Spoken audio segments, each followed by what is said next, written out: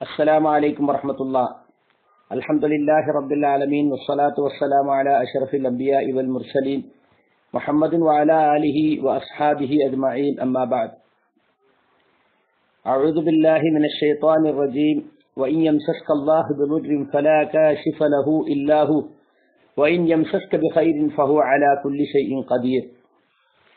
പ്രിയമുള്ള സുഹൃത്തുക്കളെ, ശ്രോതാക്കളെ, കോഴിക്കോട് ജില്ലയിലെ പേരാമ്പ്ര പന്തിരിക്കര ഭാഗത്ത് പുതിയ ഒരു തരം പകർച്ചപ്പനി പ്രത്യക്ഷപ്പെടുകയും ഏതാനും ആളുകൾ മരിക്കുകയും ചിലർ ഇപ്പോഴും വിവിധ ആശുപത്രിയിൽ ഗുരുതരാവസ്ഥയിൽ ചികിത്സയിൽ കഴിയുകയുമാണ് എന്ന് നിങ്ങൾ എല്ലാവരും പത്രങ്ങളിലൂടെയും സോഷ്യൽ മീഡിയകളിലും മറ്റും അറിഞ്ഞിരിക്കും.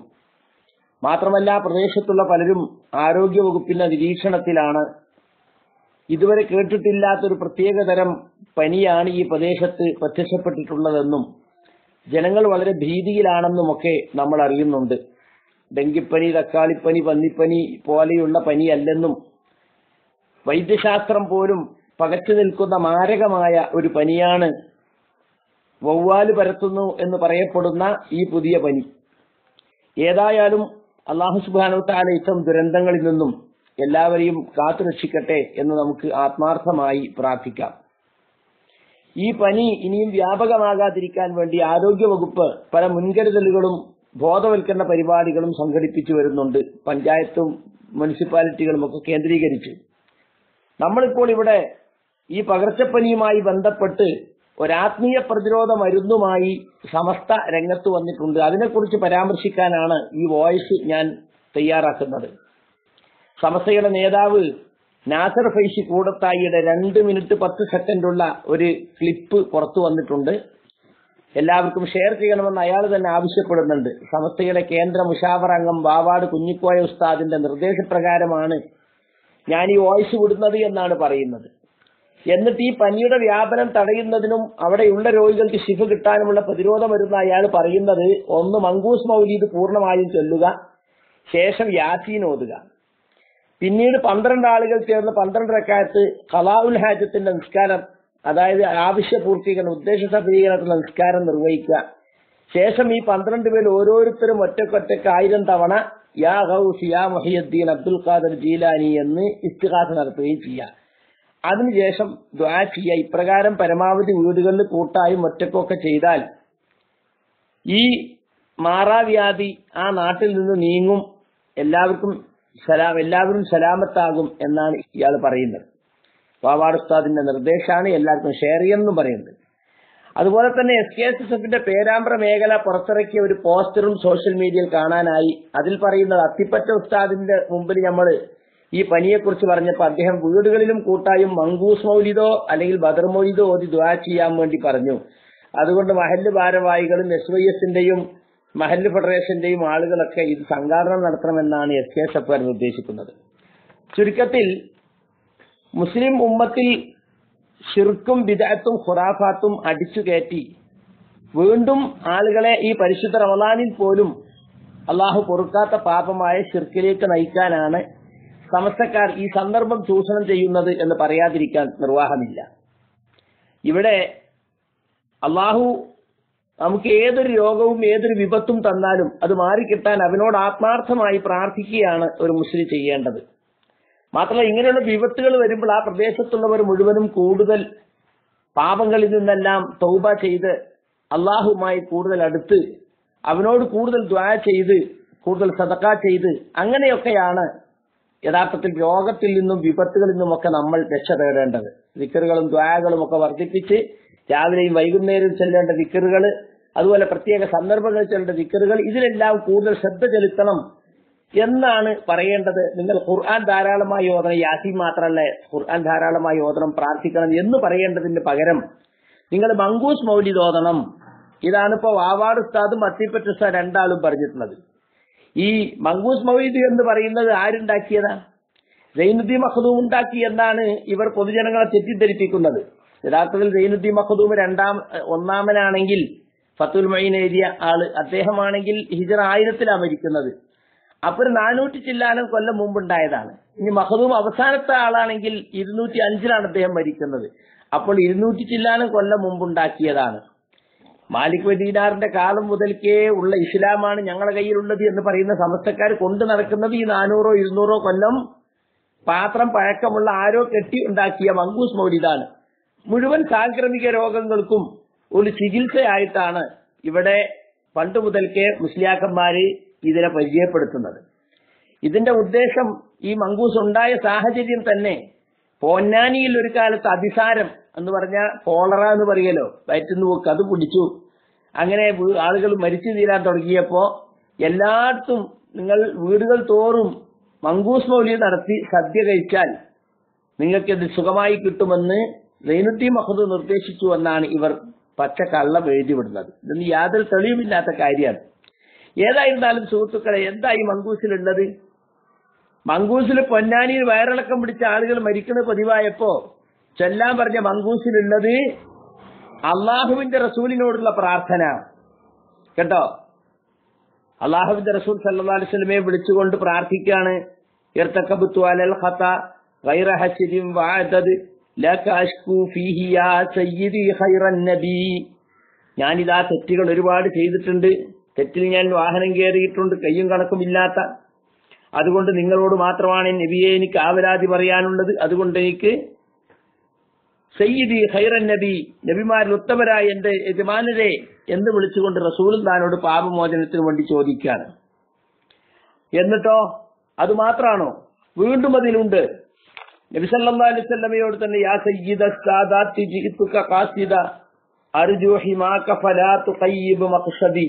കണ്ടോ, നേതാക്കളുടെ നേതാവായ നബിയെ, ഞാനിതാ നിങ്ങളെ ലക്ഷ്യം വെച്ച് വന്നിരിക്കുന്നു, നിങ്ങളുടെ സംരക്ഷണമാണ് ഞാൻ ആഗ്രഹിക്കുന്നത്, എന്റെ ഈ ഉദ്ദേശത്തെ പരാജയപ്പെടുത്തല്ലേ.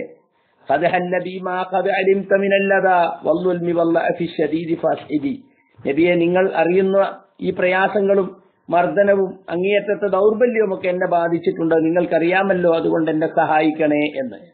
ഇവിടെയൊക്കെ അള്ളാഹുവിന്റെ റസൂലിനെ വിളിച്ച് പ്രാർത്ഥിക്കുന്ന പ്രാർത്ഥനകളാണ് നമുക്ക് കാണാൻ സാധിക്കുന്നത്.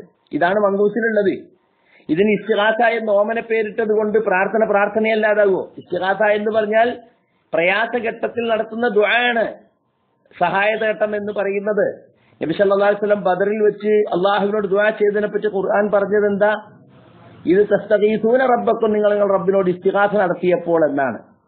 അപ്പൊ ഇസ്തിഗാസ പ്രാർത്ഥനയുടെ അർത്ഥത്തിലുള്ള ഇസ്തിഗാസയാണ് യഥാർത്ഥത്തിൽ ഇവിടെയുള്ളത്. അതുകൊണ്ട് തന്നെ അതിന് ഇസ്തിഗാസ എന്ന് പറഞ്ഞതുകൊണ്ട് ദുആ അല്ലാതെയില്ല. ഈസാ നബിയോടും ഉസൈർ നബിയോടും മറിയം ബീവിയോടും മലക്കുകളോടും ചിന്നുകളോടും ലാത്തയോടും ഉത്തയോടും ഒക്കെ പ്രാർത്ഥിച്ചിരുന്ന ആളുകൾക്ക് ഖുർആൻ പറഞ്ഞതെന്താ? ഖുലിദു അല്ലദീന സഅംതും മിൻ ദൂനി ഫലാ യംലികൂന കശ്ഫൽ അൻകും വലാ തഹ്വീല. നിങ്ങൾ അല്ലാഹുവിന് പുറമെ രക്ഷകന്മാരെന്ന് വിചാരിക്കുന്നവരോട് നിങ്ങൾ പ്രാർത്ഥിച്ചു നോക്കുക, അവർ നിങ്ങളുടെ പ്രയാസം നീക്കിത്തരാൻ കഴിവുള്ളവരല്ല. തൽക്കാലം മറ്റൊരാളിലേക്കൊന്ന് മാറ്റിത്തരാൻ പോലും അവർക്ക് കഴിയില്ല. ഉലൈകല്ലദീന യദ്ഊന യബ്തഗൂന ഇലാ റബ്ബിഹിമുൽ വസീലത അയ്യുഹും അഖറബ്. അവരിൽ ഏറ്റവും അടുത്തവർ പോലും, അവർ വിളിച്ച് പ്രാർത്ഥിച്ചുകൊണ്ടിരിക്കുന്ന ആളുകൾ, അവരിൽ ഏറ്റവും അള്ളാഹുവോട് അടുത്തവർ പോലും അള്ളാഹുവിലേക്ക് സാമീപ്യം തേടിക്കൊണ്ടിരിക്കുന്നവരും അവന്റെ കാരുണ്യം പ്രതീക്ഷിക്കുന്നവരും അവന്റെ ശിക്ഷയെ ഭയപ്പെടുന്നവരുമാണ് എന്ന് പറഞ്ഞാൽ മഹാന്മാരായ ആളുകളാണ് എന്നർത്ഥം. അവരാണല്ലോ അള്ളാഹിന്റെ കാരുണ്യം പ്രതീക്ഷിക്കുക. അപ്പൊ അള്ളാഹു അല്ലാത്തവരോട് വിളിച്ചു പ്രാർത്ഥിച്ചാൽ അവർക്ക് നിങ്ങളുടെ പ്രയാസം നീക്കിത്തരാൻ കഴിയില്ലെന്നും അവർ തന്നെ അള്ളാഹുവിലേക്ക് അടുക്കാൻ ശ്രമിച്ചുകൊണ്ടിരിക്കുന്ന മഹാന്മാരാണെന്നും വളരെ വ്യക്തമായി തന്നെ അള്ളാഹു സുബ്ഹാനഹു വ തആല ഇവിടെ പറഞ്ഞിരിക്കുകയാണ്.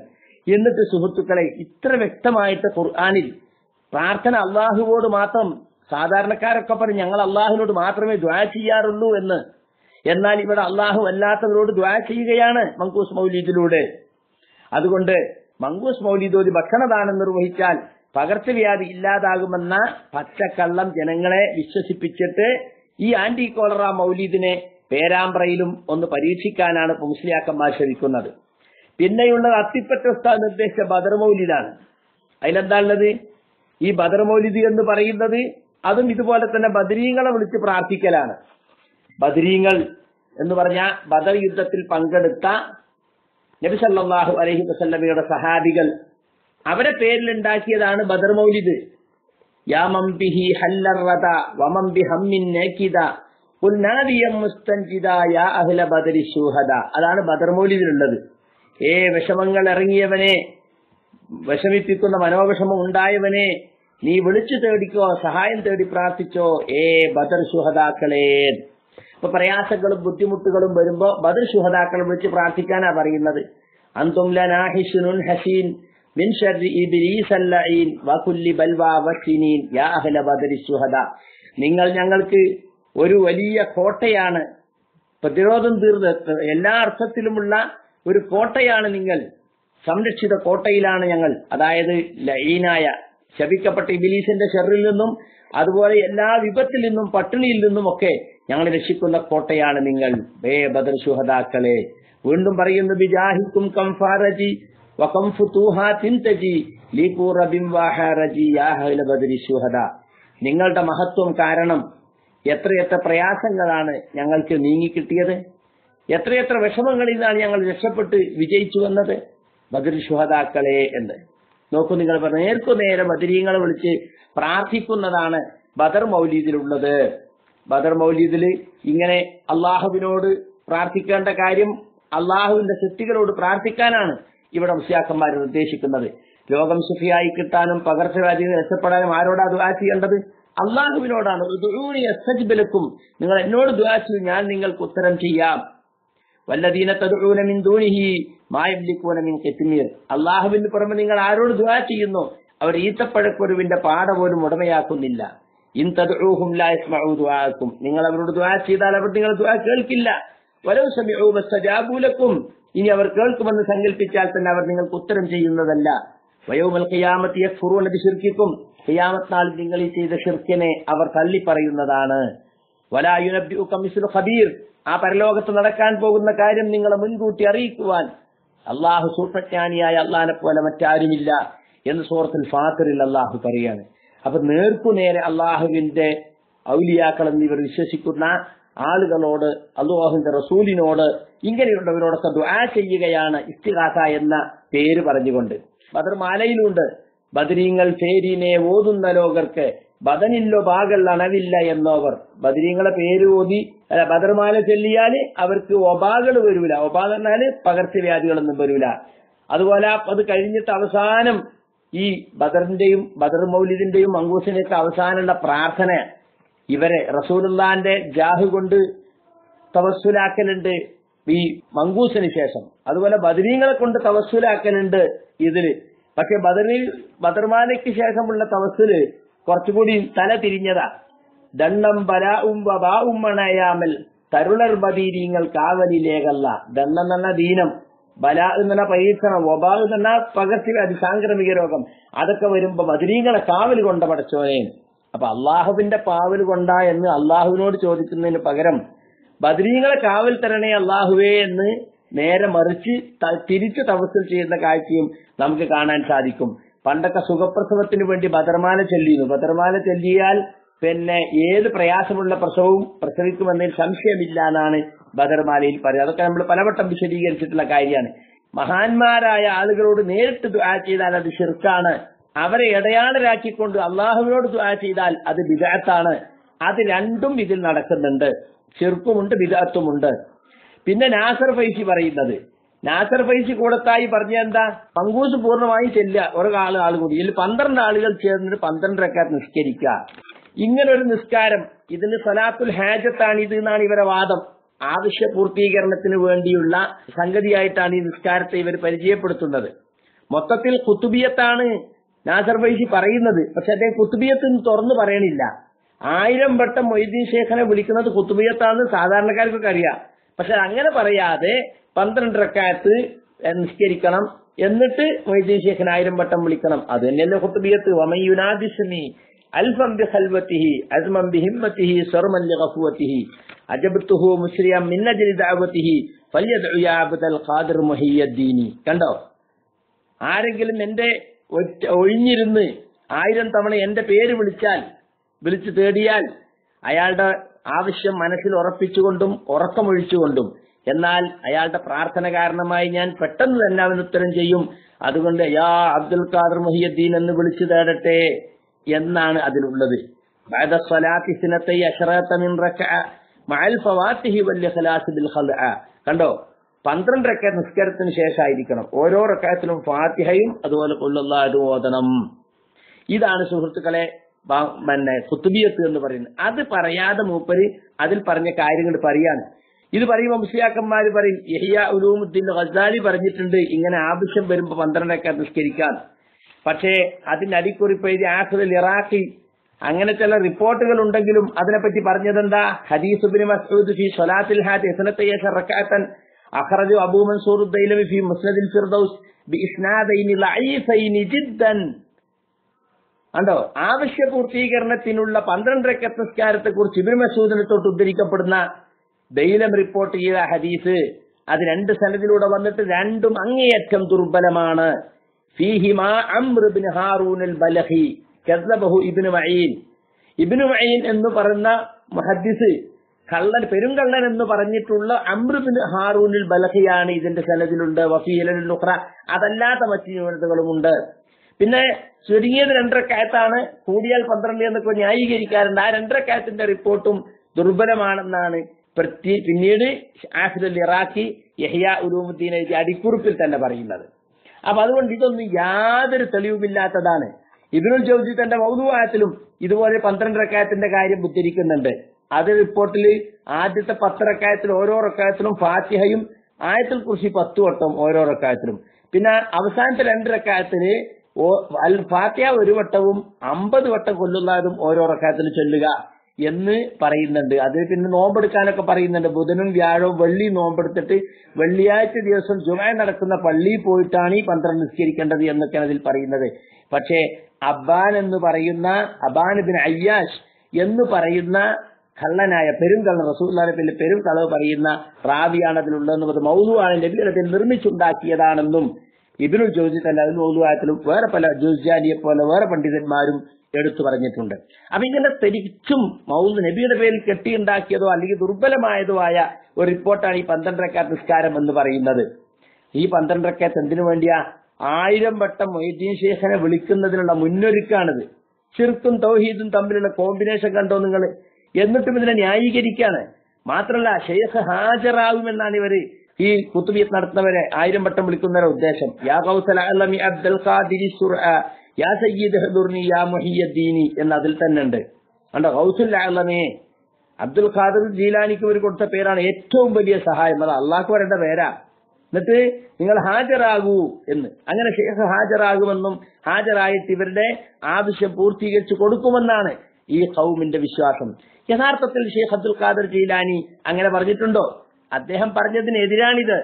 അദ്ദേഹത്തിന്റെ ഫത്ഹുർ റബ്ബാനിയിൽ നമുക്ക് കാണാം 47-ാമത്തെ മജ്ലിസിൽ അഖ്ലിസു വലാ തുശ്രികു വഹീദുൽ ഹഖ, നിങ്ങൾ തൗഹീദ് മുറുകെ പിടിക്കണം, അവനെ ഏകനാക്കണം, നിങ്ങൾ ഇബാദത്ത് അവന് മാത്രമാക്കണം, അവരെയും പങ്കുചേർക്കരുത്. വഅൻ ബാദിഹി ലാ തബ്റഹു, അവന്റെ കവാടം വിട്ട് വേറെ എവിടെയും നിങ്ങൾ പോകരുത്. സലൂഹു, അള്ളാഹിനോട് ചോദിച്ചോ. വലാ തസ്അലു ഗൈറഹു, അവനല്ലാത്തവരോട് നിങ്ങൾ ചോദിക്കരുത്, അവന് പുറമെയുള്ളവരോട് ചോദിക്കരുത്. ഇസ്തഈനു ബിഹി, അവനോട് നിങ്ങൾ സഹായം തേടിക്കോ. വലാ തസ്തഈനു ബിഗൈരി, അവനല്ലാത്തവരോട് നിങ്ങൾ സഹായം തേടരുത്. തവക്കലു അലൈഹി, നിങ്ങൾ അവന്റെ മേൽ വരമേൽപ്പിച്ചോളൂ.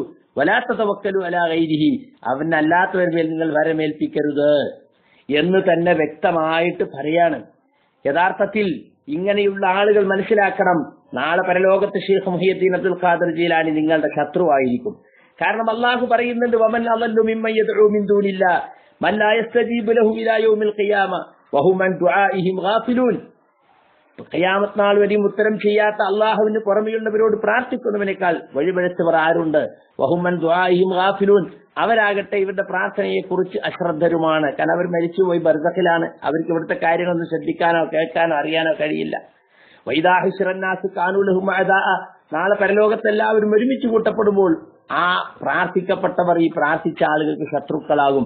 വകാനു ബിഇബാദത്തിഹിം കാഫിരീൻ, ഇവർ അവർക്ക് ചെയ്ത ഇബാദത്തിനെ അവർ തള്ളിപ്പറയുകയും ചെയ്യും എന്ന് അല്ലാഹു സുബ്ഹാനഹു വ തആല സൂറത്തുൽ അഹ്ഖാഫിൽ പറഞ്ഞിട്ടുണ്ട്. അതുകൊണ്ട് സഹോദരങ്ങളെ, പാവപ്പെട്ട ആളുകളെ കൊണ്ട്, അറിവില്ലാത്ത ആളുകളെ കൊണ്ട് ഈ പനിച്ച ശിർക്ക് ചെയ്യിക്കുക എന്നതാണ് ഇപ്പൊ മുസ്ലിയാക്കന്മാർ ചെയ്തുകൊണ്ടിരിക്കുന്ന വലിയ ഒരു പുണ്യം. ഈ പരിശുദ്ധ റമദാൻ മാസത്തില് പോലും ആളുകളെ കൊണ്ട് ശിർക്ക് ചെയ്യിച്ചിട്ട് ആളുകളുടെ അമലുകളൊക്കെ നഷ്ടപ്പെടുത്തുകയാണ്. ശിർക്ക് സംഭവിച്ചാൽ പൊറുക്കപ്പെടാത്ത പാപമാണ്, അവർക്ക് സ്വർഗം കാണാൻ കഴിയില്ല.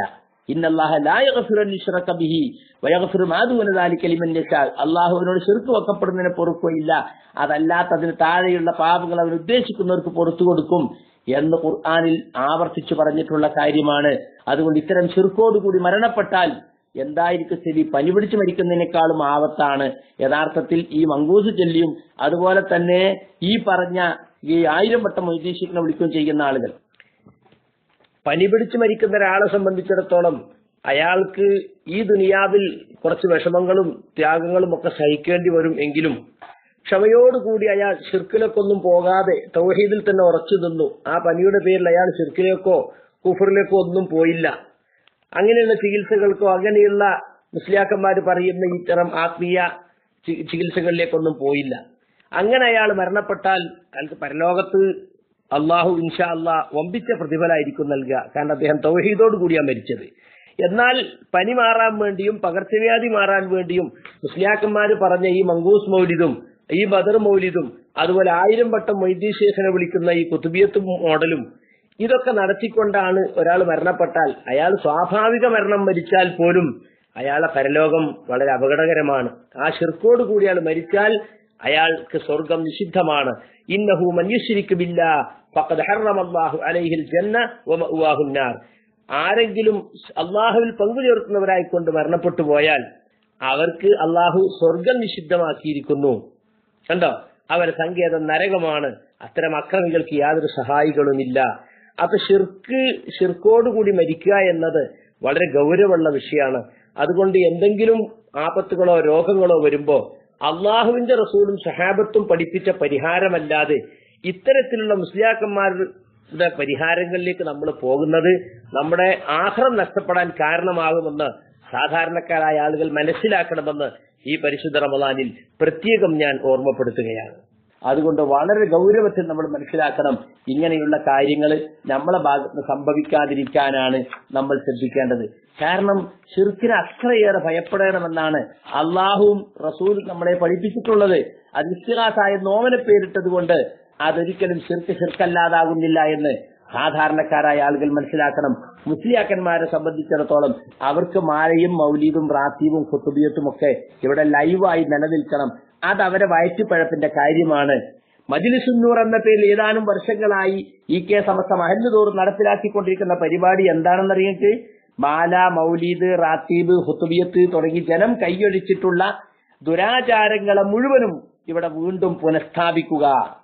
അതിനു വേണ്ടിയിട്ടാണ് അവർ മഹല്ല് കേന്ദ്രീകരിച്ച് ശക്തമായി പ്രവർത്തിക്കുന്നത്. മാത്രമല്ല ഒരു ചാനലും ഒരു പത്രവും കൂടി ഉള്ളതുകൊണ്ട് ഈ ശിർക്കും ബിദ്അത്തും ഖുറാഫാത്തും പ്രചരിപ്പിക്കാൻ നല്ല ഒരു ചാനൽ അവരെ കയ്യിലുണ്ട്. അതുകൊണ്ട് അതിലൂടെ അവർ ശിർക്കും ബിദ്അത്തും പ്രചരിപ്പിച്ചുകൊണ്ടേയിരിക്കുകയാണ്. ഞങ്ങളാണ് യഥാർത്ഥ സുന്നി എന്ന് വരുത്തി തീർക്കാൻ ഏപ്പിക്കാരോട് മത്സരിച്ച് ശിർക്കും ഖുറാഫാത്തിലും പേരാമ്പ്ര ഭാഗത്ത് ഈ സന്ദർഭത്തിൽ പോലും മുതലെടുപ്പ് നടത്താനാണ് മുസ്ലിയാക്കന്മാർ ശ്രമിക്കുന്നത്. അല്ലാഹു സുബ്ഹാനഹു വ തആലയും റസൂലുള്ളാഹി സ്വല്ലല്ലാഹു അലൈഹി വസല്ലം പഠിപ്പിച്ച രോഗം വന്നാൽ തദാവോ നിങ്ങൾ ചികിത്സിക്കണം. ഫഇന്നല്ലാഹ ലം യുൻസിൽ ദാഅൻ ഇല്ലാ അൻസലഹു ദവാഅ. ഏത് രോഗമുണ്ടോ അതിന് അല്ലാഹു ഒരു ഔഷധം ഇറക്കിയിട്ടുണ്ട്. അത് അറിഞ്ഞവൻ അറിഞ്ഞു, അറിയാത്തവൻ അറിയാതെ പോയി എന്നാണ് ഹദീസിലുള്ളത്. അതുകൊണ്ട് ചികിത്സിക്കണം. പിന്നെ ആത്മീയമായ ചികിത്സയുമുണ്ട്. അതിനാരും ഇവിടെ നിഷേധിക്കുന്നില്ല. രോഗി സ്വയം തന്നെ എന്ത് ചെയ്യണം? അള്ളാഹുവിനോട് ദുആ ചെയ്യണം, ധാരാളമായി ദുആ ചെയ്യണം. രോഗിയുടെ ബന്ധുക്കളും അയാളുടെ രോഗശമനത്തിന് വേണ്ടി അള്ളാഹുവിനോടാ ദുആ ചെയ്യേണ്ടത്. വൈദാ മരിൽതു ഫഹുവ യശ്ഫീൻ. ഇബ്രാഹിം നബി അലൈഹി സ്വലാത്തു വസ്സലാം അള്ളാഹിനെ പരിചയപ്പെടുത്തിയത് എന്താ? എനിക്ക് രോഗം വന്നാൽ എനിക്ക് ശിഫ നൽകുന്നവൻ അള്ളാഹുവാണ്. രോഗിയെ സന്ദർശിക്കുമ്പോൾ നടത്തുന്ന പ്രാർത്ഥന അതിനുള്ളത് അല്ലാഹുമ്മ റബ്ബന്നാസി അദ്ഹിബിൽ ബഅസ ഇശ്ഫി അന്ത ഷാഫി. കണ്ടോ, അള്ളാഹുവേ ജനങ്ങളുടെ രക്ഷിതാവേ എന്ന് വിളിച്ചിട്ട് നീയാണ് ശിഫ നൽകുന്നവൻ. ലാ ശിഫാ ഇല്ലാ ശിഫാഉക. മറ്റൊരു റിവായത്തിൽ ലാ ഷാഫി ഇല്ലാ അന്ത. നീ അല്ലാതെ ശിഫ നൽകുന്നവനില്ല. നിന്റെ ശിഫയല്ലാതെ യാതൊരു രോഗവും വിട്ടുകളയാത്ത പൂർണ്ണമായ ശിഫ, ശമനം അത് നിന്റേത് മാത്രമാണെന്നാണ് ആ ദുആയിൽ നമ്മൾ പറയുന്നത്. അതുകൊണ്ട് നമ്മൾ പ്രാർത്ഥിക്കുക, മറ്റുള്ളവരോട് പ്രാർത്ഥിക്കാൻ ആവശ്യപ്പെടാം. അതിനൊന്നും ഇവിടെ ആർക്കും തകരാറില്ല. പക്ഷെ ഇവിടെ അതല്ല നടക്കുന്നത്. ഇവിടെ ശിർക്ക് ബിദ്അത്തും ഖുറാഫാത്തും കൂട്ടിക്കലർത്തി മങ്കൂസും ബദർ മൗലിദും ഖുതുബിയത്തും ഒക്കെ ചൊല്ലിച്ചിട്ട് വീടുകൾ തോറും ശിർക്ക് ചെയ്യിച്ചിട്ട് പരിശുദ്ധ റമളാൻ മാസത്തിൽ ആളുകളെ നരകത്തിലാക്കാനുള്ള പരിപാടിയാണ് ഈ മുസ്ലിയാർ വർഗം ചെയ്തുകൊണ്ടിരിക്കുന്നത്. അതുകൊണ്ട് പാവപ്പെട്ട ആളുകൾ ഇതിൽ പെട്ടുപോകരുത്. അതിനുവേണ്ടിയാണ് ഈ റമളാൻ മാസത്തിൽ നോമ്പെടുത്തുകൊണ്ട് ഈ വായിച്ചു വിടുന്നത്. നമുക്ക് അള്ളാഹുവിന്റെ കിതാബ് കൊണ്ട് ചികിത്സിക്കാം. അതെങ്ങനെയാ? റുഖ്യ, മന്ത്രിക്ക. ഖുർആൻ ഓതിയിട്ട് ആയത്തുൽ കുർസി കുല്ലല്ലാഹു കുല്ലല്ലാഹു റബ്ബിൽ ഫൽഖ് റബ്ബിന്നാസ് ഒക്കെ ഓതി രോഗിയെ മന്ത്രിച്ചു കൊടുക്കാം.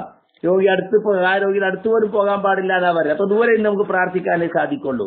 അതുപോലെ നമ്മൾ എന്ത് വേണം, നമ്മുടെ ആ പ്രദേശത്തുള്ള എല്ലാവരോടും എനിക്ക് പറയാനുള്ള നസീഹത്ത്, ഇങ്ങനെ ഒരു വിപത്ത് വരുമ്പോൾ നമ്മൾ അള്ളാഹുവിലേക്ക് കൂടുതൽ അടുക്കുകയും നമ്മുടെ ജീവിതത്തിൽ സംഭവിച്ചുകൊണ്ടിരിക്കുന്ന തെറ്റുകളെ കുറിച്ച് അത് പ്രത്യേകം ആലോചിച്ച്, പ്രത്യേകിച്ച് റമളാൻ മാസമാണ്, അതിനെല്ലാം തൗബ ചെയ്തുകൊണ്ട്, അതുപോലെ തന്നെ ധാരാളമായി സദഖ ചെയ്തുകൊണ്ടും സിക്ർ ദുആകൾ വർദ്ധിപ്പിച്ചുകൊണ്ടും റബ്ബിനോട് കരഞ്ഞ് പ്രാർത്ഥിക്കുകയാണ് നമ്മൾ വേണ്ടത്. ഭൗതികമായ ചികിത്സകളും അതുപോലെ തന്നെ മുൻകരുതലുകളും മറ്റെല്ലാം നമ്മൾ ചെയ്താലും ദുആ അത് വളരെ ഗൗരവമുള്ള കാര്യമാണ്. ഇങ്ങനെയുള്ള ആപത്തുകൾ വരാതിരിക്കാനുള്ള ദിക്റുകൾ നമ്മളെ പഠിപ്പിച്ചത്. രാവിലെയും വൈകുന്നേരം ചൊല്ലേണ്ട ദിക്റാണ് ബിസ്മില്ലാഹിൽ ലദീ ലാ യദുറു മഅ ഇസ്മിഹി ശൈഉൻ ഫിൽ അർളി വലാ ഫിസ് സമാ വഹുവ സമീഉൽ അലീം. കണ്ടോ, അള്ളാഹുവിന്റെ നാമത്തിൽ, അവന്റെ നാമത്തോടൊപ്പം യാതൊന്നും ആകാശത്തിലും ഭൂമിയിലും ഒന്നും നമ്മളെ ഉപദ്രവിക്കുകയില്ല, അവനെല്ലാം കേൾക്കുന്നതിനും അറിയുന്നതിനുമാണ്. ഇത് രാവിലെയും വൈകുന്നേരവും 3 പ്രാവശ്യം, സുബഹി നിസ്കരിച്ചിട്ട് സൂര്യ ഉദിക്കുന്നതിന് മുമ്പും അസർ നിസ്കരിച്ച് അസ്തമിക്കുന്നതിന് മുമ്പായിട്ട് ഇത് ചൊല്ലണം. അതുപോലെ തന്നെ വൈകുന്നേരത്ത് പ്രത്യേകിച്ച് അഊദു ബികലിമാത്തില്ലാഹി താമ്മത്തി മിൻ ശർരി മാ ഖലഖ്, അള്ളാഹു സൃഷ്ടിച്ച എല്ലാത്തിന്റെയും ഷെറിൽ നിന്നും അവന്റെ സമ്പൂർണ്ണ വചനങ്ങൾ മുഖേന ഞാൻ അള്ളാഹുവിൽ അഭയം തേടുന്നു എന്ന ദുആ, അതുപോലുള്ള ദിക്റുകൾ ദുആകൾ നമ്മൾ പതിവാക്കുകയും അള്ളാഹുമായി കൂടുതൽ അടുക്കുകയുമാണ് വേണ്ടത്. ഞാൻ ആദ്യം ഓതി വെച്ച ആയത്ത് നിങ്ങൾ ശ്രദ്ധയിൽ കൊണ്ടുവരികയാണ്. വൈൻ യംസസ്കല്ലാഹു ബിദുർരിൻ ഫലാ കാശിഫ ലഹു ഇല്ലാഹു. അള്ളാഹു നിനക്കൊരു ഉപദ്രവം ബാധിപ്പിച്ചാൽ അതിനെ നീക്കിത്തരുവാൻ അവനല്ലാതെ മറ്റാരുമില്ല. വൈൻ യംസസ്ക ബിഖൈരിൻ, അള്ളാഹു നിനക്ക് വല്ല ഖൈറും ബാധിപ്പിച്ചാലോ ഫഹു അലാ കുല്ലി ഷൈഇൻ ഖദീർ, അവൻ എല്ലാത്തിനും കഴിവുള്ളവനാകുന്നു. അത് സൂറത്ത് അൻആമിലെ 17-ാമത്തെ ആയത്താണ്. സൂറത്ത് യൂനുസിലെ 107-ാമത്തെ ആയത്ത്, വൈൻ യംസസ്കല്ലാഹു ബിദുർരിൻ ഫലാ കാശിഫ ലഹു ഇല്ലാഹു, നിനക്ക് അള്ളാഹുവിന്റെ ദോഷവും ഏൽപ്പിക്കുന്ന പക്ഷം അത് നീക്കം ചെയ്യാൻ അവനൊഴികെ മറ്റാരുമില്ല. കണ്ടോ, ഇനി അവൻ നിനക്ക് വല്ല ഗുണവും ഉദ്ദേശിക്കുന്ന പക്ഷം അവന്റെ ഫളിന്റെ അനുഗ്രഹത്തെ തട്ടിമാറ്റാൻ ആരുമില്ല.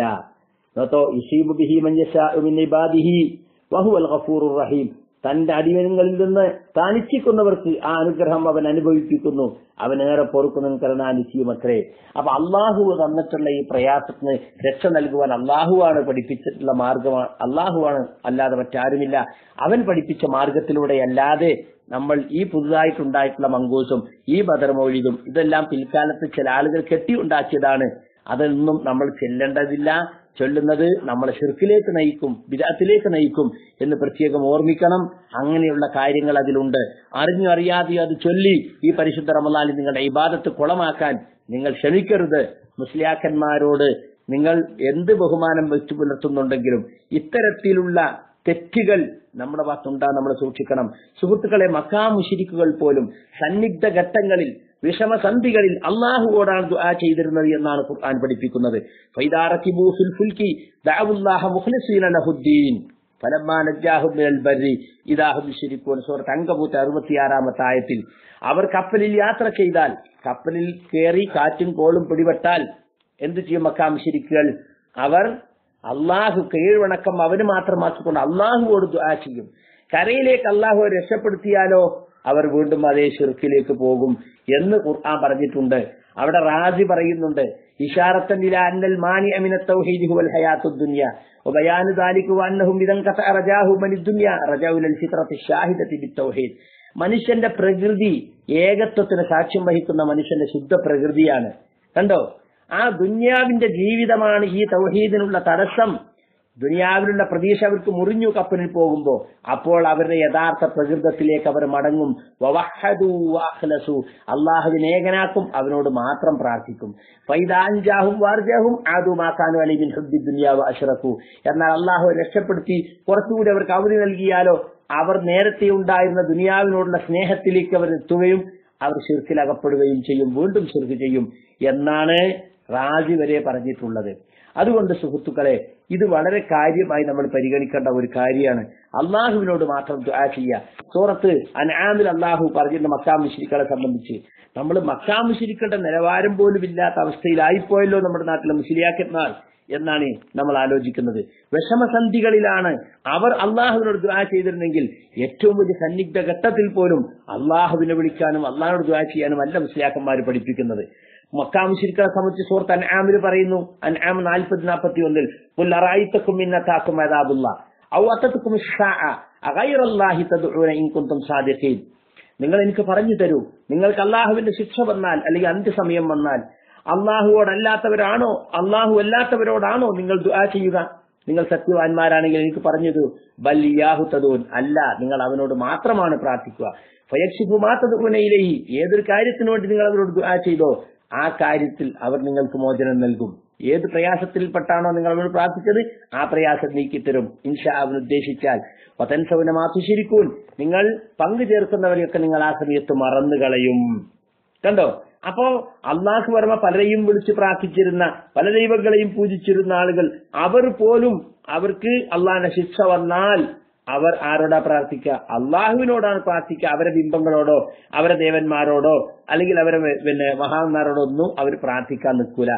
എന്നിട്ടോ വബിഹി തസ്തഗീസൂന വഇലൈഹി തഫ്സഊന ദൂന കുല്ലി ഷൈഇൻ. ത്വബരി പറയാണ്, അങ്ങനത്തെ ഘട്ടത്തിൽ നിങ്ങൾ അവനോടാണ് ഇസ്തിഗാസ നടത്തുക, അവനിലേക്കാണ് നിങ്ങൾ അഭയം തേടി ചെല്ലുക, മറ്റൊന്നിനോടുമല്ല. ഫയക്ഷിഫ് മാ തദ്ഊന ഇലൈഹി, അപ്പോൾ അവൻ നിങ്ങൾ ഏതൊരു കാര്യത്തിൽ പ്രാർത്ഥിച്ചോ ആ കാര്യം നിങ്ങൾക്ക് നീക്കിത്തരും. യഖൂലു ഫയുഫർരിജു അൻകും ഇൻദ ഇസ്തിഗാസതികും ബി, അവനോട് നിങ്ങൾ ഇസ്തിഗാസ നടത്തുമ്പോൾ അവൻ ആ പ്രയാസം നിങ്ങളെ മോചിപ്പിക്കും. ഇവിടെ ഞങ്ങൾ ഇസ്തിഗാസയാണ് നടത്തുന്നത് എന്ന് പറഞ്ഞിട്ട് കാര്യമില്ല. അവിടെ ദുആനെ പറ്റിയാണ് ഇസ്തിഗാസ എന്ന് തഫ്സീർ തബ്രീൽ ഞാൻ വായിച്ചത്. അപ്പൊ ഇസ്തിഗാസയുടെ അർത്ഥത്തിലുള്ള ദുആന്റെ അർത്ഥത്തിലുള്ള ഇസ്തിഗാസ, ഇത് രണ്ടും വിരോധിക്കപ്പെട്ട കാര്യമാണ്. അത് അള്ളാഹുവിനോട് മാത്രമേ പാടുള്ളൂ. അതുകൊണ്ട് മക്കാ മുശ്രിക്കുകളെക്കാൾ അധപ്പതിക്കാൻ ഈ ഖൗമിനെ പ്രേരിപ്പിക്കുന്ന മുസ്ലിയാക്കന്മാരെ നമ്മൾ സൂക്ഷിക്കണം എന്നീ പരിശുദ്ധ റമളാനിൽ പ്രത്യേകം ഓർമ്മപ്പെടുത്തുകയാണ്. അല്ലാഹു സുബ്ഹാനഹു വ തആല മരണം വരെ തൗഹീദിൽ ഉറച്ചു നിൽക്കാൻ എനിക്കും നിങ്ങൾക്കും തൗഫീഖ് നൽകുമാറാകട്ടെ. വസല്ലല്ലാഹു അലാ നബിയ്യിനാ മുഹമ്മദിൻ വഅലാ ആലിഹി വസഹ്ബിഹി വസല്ലം വആഖിറു ദഅവാനാ അനിൽ ഹംദുലില്ലാഹി റബ്ബിൽ ആലമീൻ.